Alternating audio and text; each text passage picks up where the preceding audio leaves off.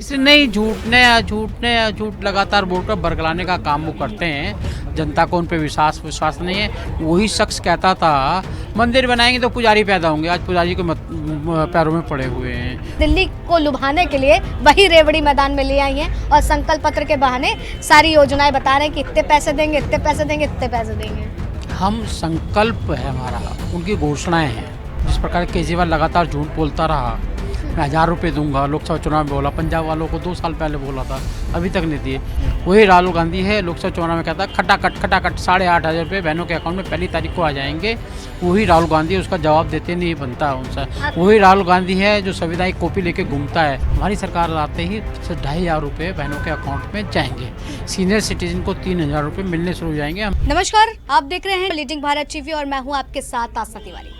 चुनावी बिसात बिछ चुकी है दिल्ली में और जिस तरह से लगातार आरोप प्रत्यारोप का सिलसिला शुरू है, ऐसे में करोल बाग विधानसभा में क्या कुछ चल रहा है, इसको जानने के लिए हम लोग पहुंचे थे, जनता से बात भी की थी। लेकिन इसी के साथ में भारतीय जनता पार्टी से बतौर प्रत्याशी के लिए चयनित हुए दुष्यंत कुमार गौतम जी हमारे साथ हैं। इनसे सीधे सवाल करेंगे। इस बार दुष्यंत जी, आप अपने लिए सबसे पहले आपसे यही जानना चाहूँगी, चुनौती क्या देख रहे हैं?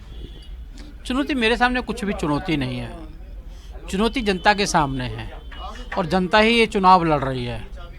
जनता ने मन बना लिया है कि हमें स्वच्छ जल चाहिए, हमें सड़कें चाहिए, हमें गलियां चाहिए, हमें पार्क चाहिए, हमें सीवर साफ चाहिए। तो ये सारी चुनौतियां जनता ने मन बनाया है कि अब क्या इनको उठा कर फेंकना है, जो झूठ बोल के हमारे ऊपर अभी तक हमारे पैसे का दुरुपयोग करते रहे। आज आपके लिए प्रचार करने खुद सीएम योगी आदित्यनाथ आए थे। उन्होंने सनातनी दाव भी खेलते हुए नजर आए और दिल्ली की कमजोरी को भी बताया जो अभी तक 10 सालों में काम नहीं हुआ है। क्या लग रहा है, उससे करोल बाग की जनता आपके साथ खड़ी होगी उनकी बातों को सुन के? देखिए, सनातनी दाव नहीं था, सच्चाई थी वो, और हमें कोई दाव खेलने की आवश्यकता नहीं पड़ती। हम जो प्रमाणिक तौर पर जो करते हैं वो कहते हैं, जो कहते हैं वो करते हैं हम लोग में। और करोल बाग की जनता त्राही मचा रही है। करोल बाग की जनता के साथ जो विश्वासघात हुआ है, जो कुटारघात हुआ है, स्वस्थ वातावरण चाहिए। कितना पोल्यूटेड वातावरण यहाँ का बना हुआ है। सड़कों पे जाओगे, गलियों के अंदर जाओगे तो आपको लगेगा ये सीवर के पानी के ऊपर आप चल रहे हो। उसमें सीवर सारे ओवरफ्लो हैं। 12 साल से सीवर साफ़ नहीं हुए। सरकार का दायित्व बनता था। पीने के पानी कहा था हम ओक लगा के पानी पियेंगे, आज पानी सीवर का पानी पीना पड़ रहा है। उससे बीमार हो रहे हैं, मर रहे हैं। उसमें हज़ारों रुपया लोगों का पानी के अंदर खर्च हो रहा है पीने के अंदर। स्कूल बंद हो गए हैं, ठेके ज़्यादा खुल चुके हैं वहाँ पर, और भ्रष्टाचार की चरम सीमा है। एशिया की सबसे बड़ी मार्केट है, और एशिया की सबसे बड़ी मार्केट होने के बाद में देश के जो लोग आते हैं यहाँ से ऐसा परिदृश्य लेके जाते हैं, अरे यही दिल्ली है, इसको इंद्रप्रस्थ कहते हैं क्या?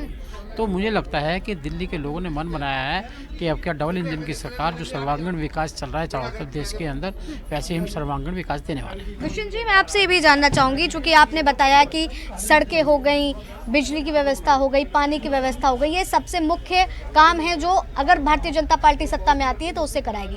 मैं आपसे ये भी जानना चाहूँगी, और ऐसे कौन से अन्य मुद्दे हैं जिस पर आप काम करना चाहते हैं और करोल बाग की जनता को वो मैसेज भी देना चाहते हैं कि अगर आपको वोट देती है तो आप ये बदलाव इस क्षेत्र में कराएंगे? करोल बाग की जनता को मैं आश्वस्त करना चाहता हूँ कि जो हमने कहा है वो करके दिखाया है।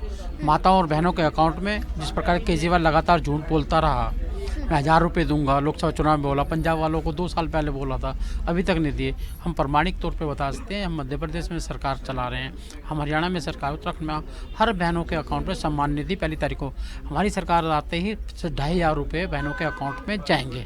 सीनियर सिटीजन को 3,000 रुपये मिलने शुरू हो जाएंगे। हमें कोई जरूरत ढूंढने की जरूरत नहीं है। मुद्रा बैंक के अकाउंट के माध्यम से हम पे सबके अकाउंट है। कोरोना काल में 500 रुपये उनके अकाउंट में भेजे भी थे, वो जाएंगे। 5 लाख का आयुष्मान कार्ड, मेरा गरीब भाई कहीं भी 5 लाख तक का इलाज करा सकता है, ऐसा कार्ड हम गरीबों के लिए इशू करेंगे। 70 साल का होगा उसके लिए हम 10 लाख का कार्ड इशू करेंगे। बहन माता कोई भी प्रेग्नेंट होते ही उसको 21,000, पहले हम 6,000 देते थे, अब क्या 21,000 रुपये देंगे। और उसके परे हमारा एक लक्ष्य भी है, सवाल उसका बच्चा अच्छा पैदा हो ये नहीं है, एक स्वस्थ नागरिक भी पैदा हो, ये भी हमारा लक्ष्य है। ऐसे बच्चों की योजनाएं, युवाओं की योजनाएं, हमें जब देश आगे बढ़ाना है, देश जब आगे बढ़ता है जब जनता और समाज आगे बढ़ता है, मजबूत होता है, तो हमें देश के लिए राष्ट्रीय नेशन वाले फर्स्ट है, उससे हम देश की हर जनता को उसकी सुविधा उसके घर तक पहुंचाने का काम करेंगे। बचपन पेट में आने के से लेकर बुढ़ापे तक की सारी योजनाएं हमारे उन जनता के लिए है और उनके जो संसाधन हैं जो देश के और दिल्ली के संसाधन हैं उनके घर तक पहुंचाने काम लेकिन करेंगे। दुष्यंत जी, मुझे आप ये बताइए कि चाहे भारतीय जनता पार्टी हो चाहे वो आम आदमी पार्टी हो, दोनों ही एक दूसरे पर आरोप प्रत्यारोप का सिलसिला खेल रहे हैं। लेकिन जब हम बात कांग्रेस की करते हैं और नेता प्रतिपक्ष राहुल गांधी की करते हैं, वो भी इस पूरे मैदान में उतरे हुए हैं और वो लगातार ये कह रहे हैं कि पीएम मोदी और अरविंद केजरीवाल दोनों में कोई अंतर नहीं है, दोनों ही एक जैसे हैं। तो क्या लगता है कि इसका कुछ असर पड़ेगा? पहली बात तो राहुल गांधी की बात का यकीन कौन करेगा? जब राहुल गांधी की बात का यकीन नहीं है तो जनता पे क्या यकीन होगा? वही राहुल गांधी है, मध्य प्रदेश के अंदर कहता था 1 से लेकर 10 दिन भी नहीं गुजरेंगे सबके किसानों के कर्ज माफ हो जाएंगे। वही राहुल गांधी है, लोकसभा चुनाव में कहता खटाखट 8,500 रुपये बहनों के अकाउंट में पहली तारीख को आ जाएंगे। वही राहुल गांधी है, उसका जवाब देते नहीं बनता है उनसे। वही राहुल गांधी है जो संविधान कॉपी लेके घूमता है, जिसकी दादी ने आपातकाल लागू किया था, जिसकी दादी ने प्रियम्बल बदलने का काम किया अम्बेडकर जी के संविधान का। वही जो जवाहरलाल नेहरू ने, जिन्होंने डॉक्टर अम्बेडकर को पार्लियामेंट में नहीं जाने दिया, इनको भारत रत्न नहीं देने दिया, उनकी समाधि नहीं बनने दी, उनका संग्रहालय नहीं बनने दिया। तो वो झूठे के लोग हैं, उनकी तो जमीन खिसक चुकी है, इसलिए कुछ भी बोल सकते हैं। आखिरी 2 सवाल लूंगी आपसे दुष्यंत जी। जैसे आपने योजनाओं का जिक्र किया, अब आम आदमी पार्टी की तरफ से ये कहा जा रहा है जिन योजनाओं को वो देती थी उसे भारतीय जनता पार्टी रेवड़ी कहती थी, लेकिन आज दिल्ली को लुभाने के लिए वही रेवड़ी मैदान में ले आई हैं और संकल्प पत्र के बहाने सारी योजनाएं बता रहे हैं कि इतने पैसे देंगे, इतने पैसे देंगे, इतने पैसे देंगे। हम संकल्प है हमारा, उनकी घोषणाएं हैं। संकल्प होता है पूरा करने के लिए, घोषणा होती है घोषणा करने के लिए, काम करने के लिए नहीं होती है। तो ये जमीन आसमान का फ़र्क है। हमने जो किया है, कहा है, वो करके दिखाया है। हर राज्य में जाके प्रामाणिकता से देख सकते हैं। उन्होंने जो घोषणा की है अभी तक पूरा नहीं किया, इससे दोनों में फ़र्क है। इसलिए हमारी बातों का जनता विश्वास करती है, उनकी बातों को झूठा कहती है और झूठा कहीं का कहती है। भारतीय जनता पार्टी को हमेशा हिंदुत्व की राजनीति करते हुए देखा गया है, सनातन की बात उठाते हुए देखा गया है। लेकिन अरविंद केजरीवाल द्वारा लाई गई योजना, पुजारियों ग्रंथियों को 18,000 रुपये हर महीने देने की बात कहना, क्या भारतीय जनता पार्टी यहाँ पर चूक गई इस योजना के आगे? नहीं, उन्होंने दिए हैं क्या? वो तो झूठ बोला है। झूठ तो देंगे, तो आएंगे जब देंगे ना। जब थे क्यों नहीं दिए? मैं कह रहा हूँ वो जब थे क्यों नहीं दिए? इसलिए नहीं, झूठ लगातार बोलकर बरगलाने का काम वो करते हैं। जनता को उन पर विश्वास नहीं है।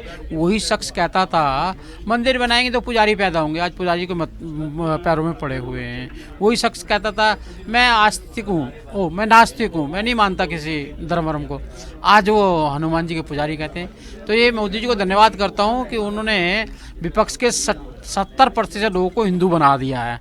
अब वो दिखावे के हिंदू हो, नाटककार हिंदू हो, वो अलग बात है, लेकिन चलो हिंदू की बात तो करने लगे। 27 साल का सूखा इस बार भारतीय जनता पार्टी बराबर करने के लिए तैयार है। मुझे लगता है भारतीय जनता पार्टी की 27 सालों में जो विशिष्टता बढ़ी है, अनेकों राज्यों में हम कई बार चुनकर आए हैं, 2 बार आए हैं, 3 बार, उत्तराखंड में हम 2 बार आए हैं, हरियाणा में हम 3 बार आए हैं। इस 27 सालों में भारतीय जनता पार्टी के काम और कार्यकर्ताओं की मेहनत की प्रमाणिकता पे हम कह सकते हैं कि दिल्ली में आज भारतीय जनता पार्टी की सरकार बनेगी। ठीक है, तो मेहनत कितनी रंग लाएगी ये तो परिणाम वाले दिन ही पता चलेगा। फिलहाल तब तक के लिए आप बने रहे निजिंग भारत टीवी पर। वीडियो जर्नलिस्ट अनिकेत के साथ आस्था तिवारी।